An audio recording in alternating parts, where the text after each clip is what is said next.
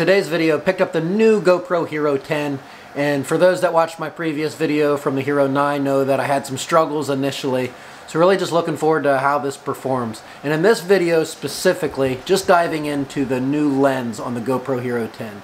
So there's supposedly a covering on there that helps from water droplets sticking on the GoPro Hero 10 lens, which while motovlogging, you have to keep wiping the lens. It can be susceptible to scratches. So it is raining outside, so we're going to go ahead and jump on the bike and see how it performs.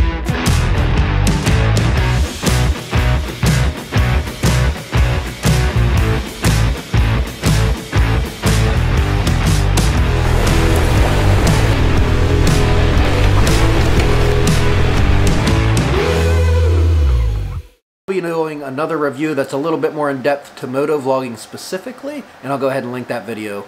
But let's go ahead and dive on the bike and see how the footage looks. Alright, so I wanted to get out here while it was raining and test out the lens, which they say kind of bounces the rain off. So I'm kind of curious if I don't do any swipes with my finger, because anytime it's raining with the GoPros, you know, you got to end up swiping a bunch. And then that can, you know, to lead to some potential scratches. So I thought I'd get out here just for a little bit while it's raining, and then I'll do a more in-depth review later. So I've seen reviews of everyone kind of dumping in water and how the water repels off. How does it work in a real-life situation with rain on the motorcycle? Just gonna ride down here for a little bit and then not do any swipes, and then we'll see how the footage turns out and if any droplets are shown. So right now it's kind of just a real light rain, more of a mist coming down, and I think that's where it'd be more of a struggle of reflecting that rain off the lens than if it was just pouring down raining, or like some of the other tests where they dipped it in water. And the next big task will be, will I get audio? In my Hero 9 video, as I mentioned earlier, couldn't get any audio for a little while, so really couldn't even use it to motovlog, which was a little frustrating after purchasing it. But it was a new redesigned model, and hoping that this one, being very similar to the 9, will work right out of the box.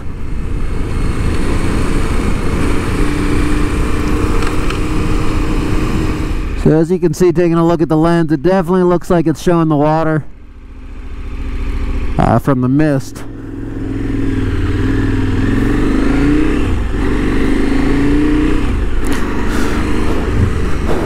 But we'll get back to the studio, check out the footage, and then once the rain stops later today, we'll dive back out there and hopefully get some clearer footage to test out this Hero 10.